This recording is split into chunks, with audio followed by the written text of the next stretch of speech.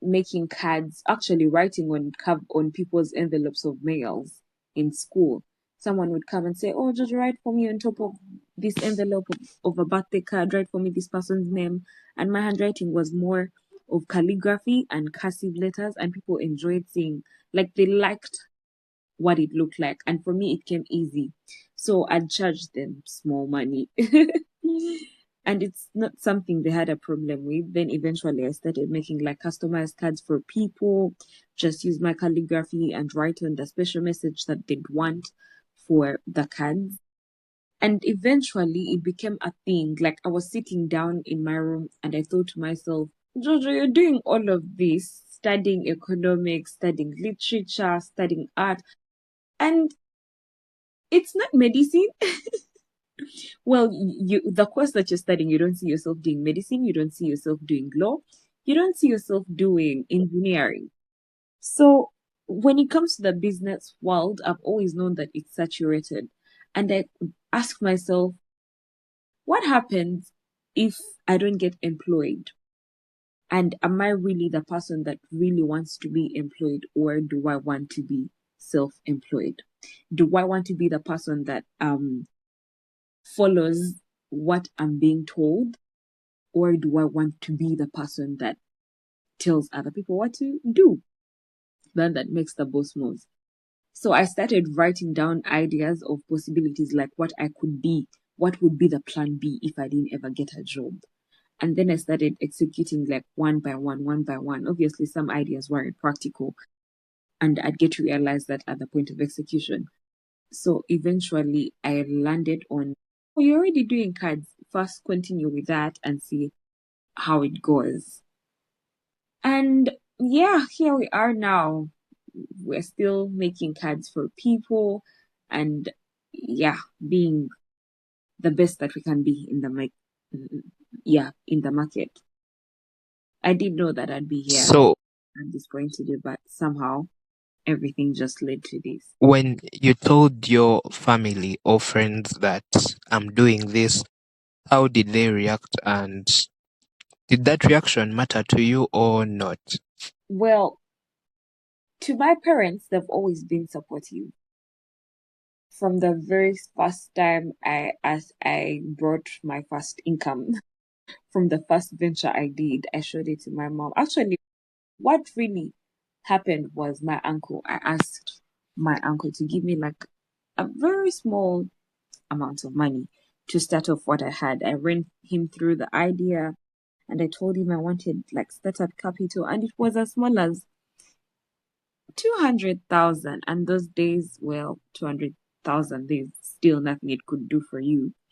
But I chose to start small. I was like, let me start small and see if it will really multiply. So it did multiply, it worked out, and I showed my mom the first income that I got out of the business that the proposal I'd written. And she had always been supportive of the idea of me doing Jojo cards. Come first uh the first lockdown, actually the second lockdown, people had become very antisocial. I'd go to parties and I was the one person who was always playing, coming up with games for people to play. Because I don't like to be in an environment where people are not socializing. I mean, that's the reason as to why we are alive, or that's the reason as to why we are in the same place, to socialize, to talk to each other, and not just be on our phones. So I asked myself, what would be the one thing that I would like, how can I make these meetups interesting without me always being there? Because obviously there are going to be those occasions where our friends meet up and Jojo is not there. And I knew people had become very, very, very, very antisocial due to being apart from each other because of the lockdown for a long time. And I wanted them to reconnect. And that's how the Truth or Dare cards came about. Now, me making the Truth or Dare cards, I when it was an expensive idea, really expensive. I wrote down the proposal in detail and I showed it to my dad, hoping that he'd be so impressed and say, "Oh, have the money right now. Go ahead, do it. I think it's a brilliant idea." forgetting the fact that the person that I was explaining to this proposal, despite the profit margins and how everything is going to unfold, I was forgetting the fact that this is someone from a different generation. And me, the game that I was trying to make, I was putting it in the perspective of another generation, like the Gen Zs. So he didn't really understand the concept, but he was still supportive and said, you know what, when I get the money, I will give it to you. We all know what that means. That's a very positive no. They're not shutting you out, but they're letting you know. If you find a plan B of you getting this money, go ahead. We're not putting down your idea, but if at all we are your only plan A and plan B, well, you have to hold on a little bit. And also, it was expensive. So I sat down and looked for ways of how to start Truth or Dare, and I started small. And now my parents are actually still impressed. God rest my soul. God rest my mom's soul. She passed on last month, but she was very supportive of every single thing that I ever came up with.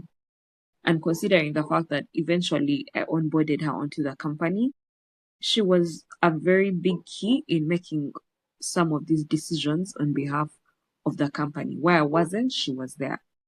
Yeah. Okay, so what's something about you or your journey that people never see in your social posts? I think it's a lot of effort that we have, that I and the team have to put into the product, into making the product before it's on market. Those success cards, the birthday cards, the congratulations cards, the baby shower cards, the graduation cards, it's a lot. It's a lot of going back and forth with the designs, with making the samples, um, rating the quality, validating it. It's a lot that happens behind the scenes that we actually do not post about or let people know about. Then there's also managing the stock revenue. It's quite a big deal. And also, that one thing that I would say people do not really realize or know is how to deal with the taxes. We really underrate that part, but hey, it's a real thing. It's a real issue that is very important in running the business, because at the end of the day, you have to abide by the laws. Like, they remain laws. You can't go behind them. All these things you may compromise, but when it comes to the taxes, it's not something that you can compromise. And I believe that is something people really don't know or would never think about. So when people see the prices, they're like, oh, this is expensive. We're like, no, it's not. Because we have to also add on tax to pay the government. Yeah. So it's the hard work, the expenses that are incurred, and also onboarding people to onto the team. That's something. Yeah. So, can you walk us through the story of launching your business? Like, what was day one like? I don't really remember what day one was like, to be honest, because it's been such a gradual growth that started as a joke, or can I say as a hobby. I didn't I didn't think that it would get this serious, but I certainly remember what it felt like the day that I re-registered my business in my own names and chose my own shareholders that are to be on board. It felt like, yeah, I'm doing the right thing. I'm really doing the right thing. Now we are really going in hard. But for the very, very first time that I started Jojo cards, it was more like a joke. I didn't even come up with the Jojo cards because I was there. It was a friend of mine. She's called Jewel Nimorunji. We're not that much in touch anymore, but those days in school, as designing a card, I went to Gaza High School, by the way. And this was around like form 6, certainly form 5. So I was designing a card for someone, and people were like, oh my God, these are really nice cards, Jojo, that you do. I think you should get a name for your brand, like a label that you always put on the card, so that they always know, oh, so and so designed this card, so and so designed this card, and eventually it could be something. A friend of mine just suggested, she was like, you could call them Jojo cards. And that's how Jojo cards was birthed. From that time, it became Jojo cards till now. And all thanks to her, my God, because I didn't know that it would stick. The second moment that I really feel like was significant to me was when I also got the tax certificate. It felt like I had taken my business from one step to another. And for me, it felt like a significant growth because this is something that you've worked for years and waited and prayed for, that maybe someday you could get to that point where you can get that certificate. Yeah, yeah. So I think So, that is what I really recall from my special moments of day ones. Yeah. what was your biggest hustle in the early days when you had fewer resources or action to your business? It would be self-sabotage. There are times that I would just sit back and doubt my ideas or doubt that they could go far. I had that fear of, what if I actually make it an actual thing and people do not embrace it as much as I want them? But the one thing that I've come to realize as I get on with this business is, when something is good, people will genuinely appreciate it without you even trying so hard. Like, if there's a really good intention to it, people are not going to reject it. They're not going to find reason to reject it. But when you give them something that is very substandard, you're giving them reason to doubt you. So as I got to, excuse me, sorry about that. So as I kept on growing in the field, I kept on learning that you just need to give people the best that you have, and they will also receive it wholeheartedly. Yeah. So, you must have made countless decisions well in that period. So, I want to ask, what's one thing that you believe changed everything? I would say allowing myself to start, allowing myself to monetize what it was, to monetize my talent. Because there's a point where I used to actually do for people the cards for free or as a favor. And I'd just write for them. But me allowing myself to really monetize this and allow them to pay me for what I could do for my talent, that was the beginning of the transformation. Like, embrace the love when it comes, do not push it away. So for me, it was allowing myself to start. Like Jojo, we don't have enough funds, but we will start regardless.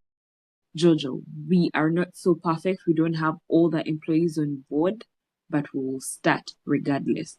And yeah, the revolution came to happen. So, is there one decision you now look back on and think that one set me back? Yeah. So there's a point in my career. There's a point in the business where we thought that it would be a good idea to do truth or dare online, and it set me back in terms of, I spent so much finances trying to make the application, and then shifted the focus from what it really was about. Starting truth or dare was to the truth or dare party play cards, it was to keep people off their phones and they socialize, connect with each other without having social media or these screens in their faces. Like, let's get into the real world and connect with each other. And now, me putting truth or dare online and making them truth or dare play cards online was more like getting them back to what I was keeping them from doing. And when I realized that we had already finished creating the app, it wasn't performing as well as we needed it to be, and we're putting in so much time and effort. it set me back. For a company that is also still growing. I wouldn't say that I am as big, but for a company that is still growing, it was an expense that had an impact on us, and it kind of set us back. But yeah, we are bouncing back from it. So, how do you define success for yourself, or what metrics or milestones matter most? For me, it is when we see testimonies coming in from people, when I see people giving genuine feedback about the cards, about the success cards, about the truth or dare party play cards. For me, it feels like a lot of gratitude. Like I sit down and think to myself, God, thank you. Who am I that you brought this idea to me, and I managed to spread it to more than 500 people? Because at this point, I think this is like the fourth year that Jojo cards is existing, and we've had more than 500 sales of Truth or Dare cards. I never know who is playing these cards. I never know who is buying them. But for me, it's something to see that someone has walked into a supermarket. Probably they know who I am, probably they do not know who I am, but seeing that they have looked at the play cards, or they've seen a very